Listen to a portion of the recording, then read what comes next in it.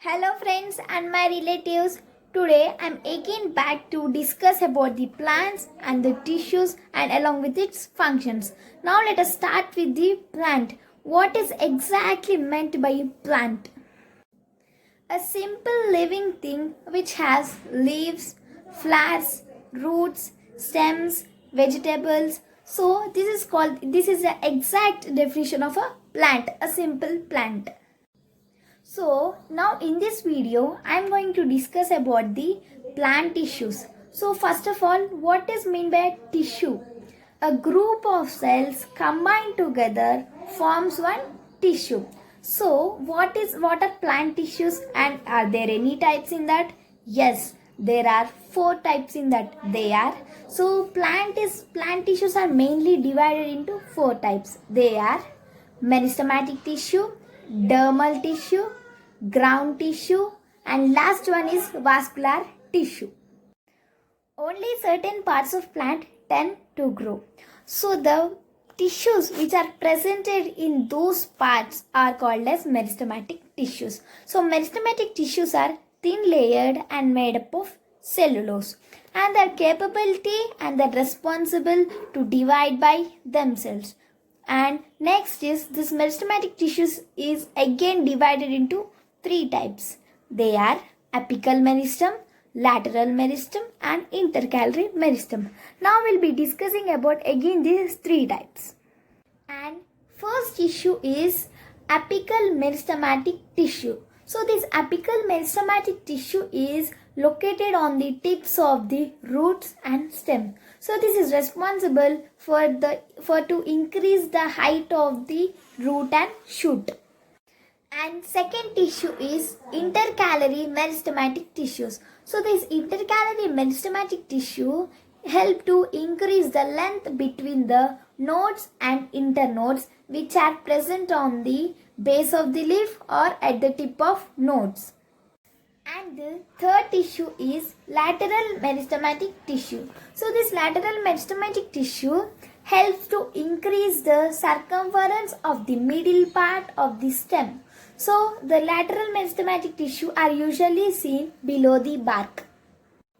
And the next type of plant tissue is dermal tissue. So the dermal tissue will cover the outside of the plant and it helps the plant to retain water or from water loss, and it gives mechanical support.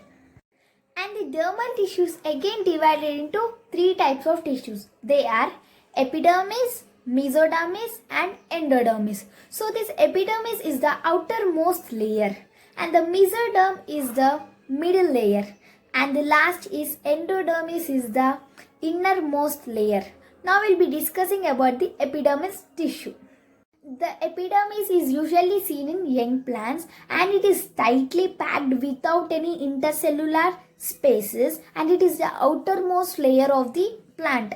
And next is the epidermis will secretes a waxy coating called cuticle. So this cuticle will help the plant to retain water without evaporating.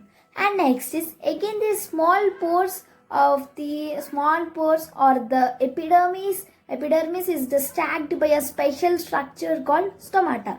So now what is a stomata? Stomata is a kidney-shaped cell. They are also called as guard cells, and they help in the process of exchange of gases in the process of photosynthesis. And next is we'll be discussing about the third tissue, that is ground tissue. So again this ground tissue is divided into three types of tissues. Okay. Now the third type of plant tissue, that is ground tissue. So what is a ground tissue? The bulky parts which are present in the plant is called as a ground tissue. So the ground tissue is again divided into three types of tissues. They are parenchyma, collenchyma and sclerenchyma. Again in that only the parenchyma is divided into again three types of tissues. They are chlorenchymatic tissues and aerenchymatic tissue and storage parenchyma. So now we'll be discussing about what is meant by exactly parenchymatic tissue. So now we'll be discussing about the parenchymatic tissue, which is a part of the ground tissue. Now, this parenchymatic tissue are thin layered, and next it is loosely packed, and it is having so many intercellular spaces in that. So the functions of parenchymatic tissues are they help in the storage of food, respiration, etc. So again, these parenchymatic tissues are divided into three types of tissues. They are chlorenchymatic tissues, arenchymatic tissue, and storage parenchyma. Now we will be discussing about that. Now first one is chlorenchymatic tissues. So the chlorenchymatic tissues contains chloroplast and it will be helpful in the process of photosynthesis. And next is arenchymatic tissues. So the arenchymatic tissues have large air cavities which are filled with air, and they will help the certain plants which float on the water, and it will not allow the plants to go deeper and deeper. For example, if we take lotus as example, lotus will be always floating on water.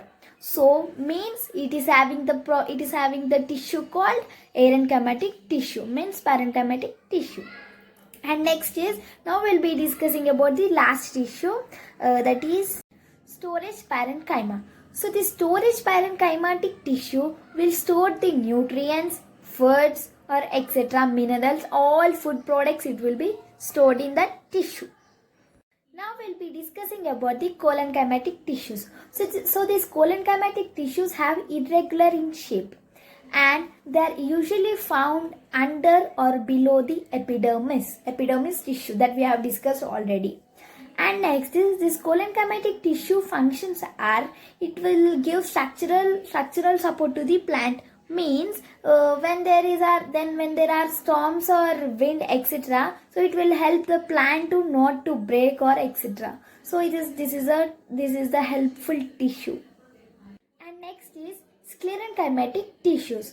So the cells in the sclerenchymatic tissues are dead at maturity.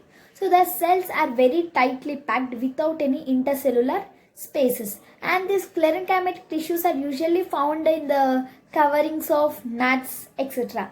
And they give strongness and rigidity, and they give mechanical and structural support to the plant. Now we'll be discussing about the fourth type of plant tissue, that is vascular tissue.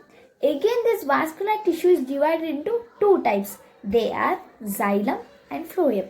Now we'll be discussing about the vascular tissue, xylem tissue and phloem tissue. And next, final and fourth plant tissue, that is vascular tissue. So the tissue which conducts transportation in the plants is called as vascular tissue. And this vascular tissue is again divided into two types, that is xylem tissue and phloem tissue. Now we'll be discussing about xylem tissue. So the xylem is also called as water conducting tissue. So the xylem will conduct water from the roots and it will send to other parts of the plant. So when it is sending, the direction or movement of the water will be only in unidirectional way. Unidirectional way means going in only one way, not going in left, right, back, etc. It will go in only one way, from roots, from bottom to top to other leaves, flowers, etc. etc. And next we'll be discussing about the phloem. What is phloem? So this phloem tissue is also called as food conducting tissue, but whereas xylem tissue is called as water conducting tissue, and this phloem tissue is called as food conducting tissue. So it will conduct food from the leaves and it will send to other parts of the plant. So actually the food is not prepared in the roots, it is prepared in the leaves with the help of photosynthesis process. So when the food is prepared in the leaves, it is distributed to all parts of the plant with the help of phloem tissue. So the direction or movement of the food particles when it is distributed to all parts of the body, it is in the bidirectional way. Bidirectional way means moving from top to bottom or bottom to top, or from left to right or from right to left, and it can move as it likes. So in this video I have discussed about the four types of plant tissues. They are meristematic tissues, vascular tissue, dermal tissue and ground tissue. So I think you all have understood my video. If you like my video, please give a like, share, comment. So if you you like my video, please share it to your friends or your family members. So thank you.